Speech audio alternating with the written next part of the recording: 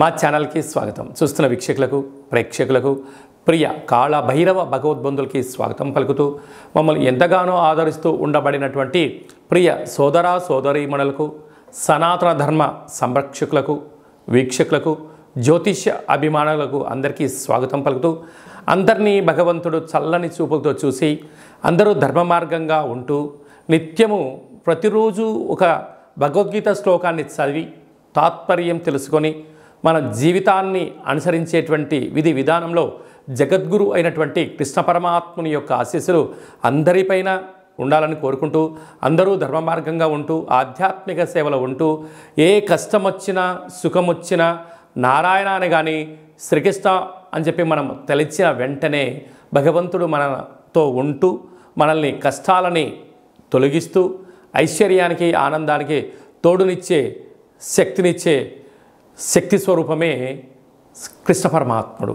అందుకే కృష్ణ పరమాత్ముని నమ్మినటువంటి వారందరూ కూడా అలౌకిక ఆనందంతో జీవనాన్ని పొందారు అనేది మనకు చరిత్ర చెప్తుంది.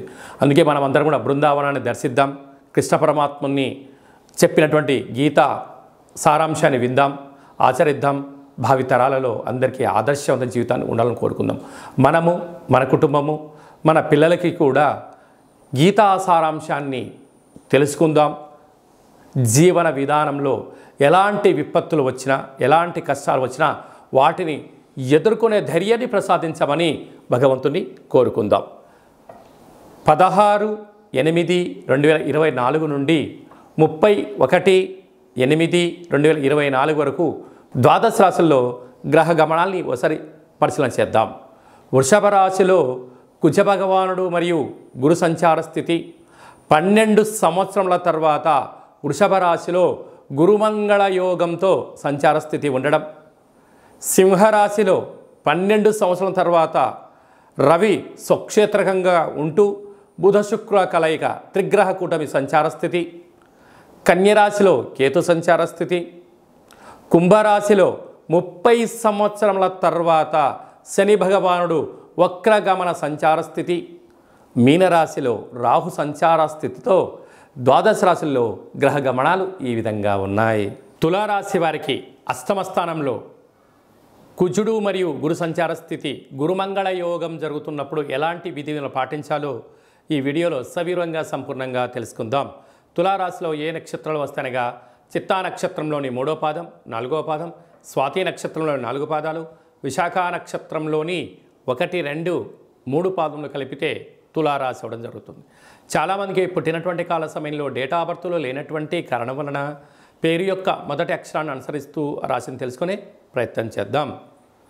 రా, రీ, శ్రీ, రు, రే, రో, తా, తి, తు, తే అక్షరాల వారందరూ కూడా తులారాశి జాతకులే. తులారాశికి అధిపతి శుక్ర భగవానుడు.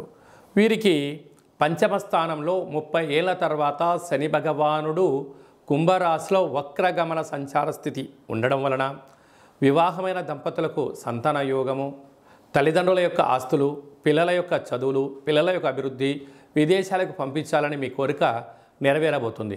కాకపోతే స్వల్పమైన ఆటంకాలు ఉండడం కారణం చేత మీ యొక్క జన్మ నక్షత్రం రోజున మీ యొక్క పూర్ణిమ తిథి యందు అష్టమి తిథి యందు మీ వ్యక్తిగతమైనటువంటి పనులను వాయిదా వేసుకోవడము ఉత్తమోత్తంగా భావించగలగాలి. 6వ స్థానంలో రాహు సంచార స్థితి ఉండడం వలన రుణ సమస్య, రోగ సమస్య, శత్రు సమస్య, ఆరోగ్య సమస్య పొంచి ఉన్నాయి. సీజనల్గా వచ్చే వ్యాధులు ఇబ్బందిని గురి చేసే పరిస్థితి ఉంటుంది. తస్మాత్ జాగ్రత్త. అష్టమ స్థానంలో 12 సంవత్సరాల తర్వాత కుజుడు దేవగురు బృహస్పతి వృషభ రాశిలో సంచారం చేయడం, అది కూడా అష్టమంలో సంచారం చేయడం కుజదోష ప్రభావం కారణం వలన యంత్రాలతో, ఆయుధాలతో, పుస్తకాలతో, సిస్టంతో, ఎలక్ట్రికల్ వస్తువులతో, ఎలక్ట్రానిక్ వస్తువులతో దయచేసి చెలగాటమాడవద్దు. ప్రమాదాలు పొంచి ఉన్నాయి. బ్యాంకు ఓటీపీలు, లావాదేవీలు అపహాస్యం అవడం, ఎదుటి వ్యక్తులను తక్కువగా చేసి మాట్లాడడం అనేటువంటిగా ఇబ్బందికరంగా ఉంటుందని చెప్పి గమనించగలగాలి.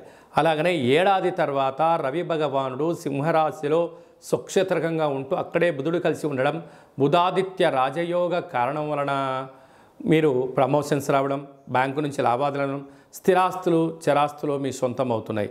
కనుక ఇలాంటి కాల సమయంలో సాఫ్ట్వేర్ వారు, హార్డ్వేర్ వారు, ఎలక్ట్రికల్ ఎలక్ట్రానిక్స్ జాబ్ చేసేటువంటి వారు, గృహ భవన నిర్మాణ కార్యక్రమం చేసేటువంటి వారు, వస్త్ర వ్యాపారాలు, గోల్డ్ వ్యాపారాలు చేసేవారికి ఓపిక పట్టుదల వలన మంచి విజయం తులారాశి వారి సొంతం అని చెప్పి గమనించాలి.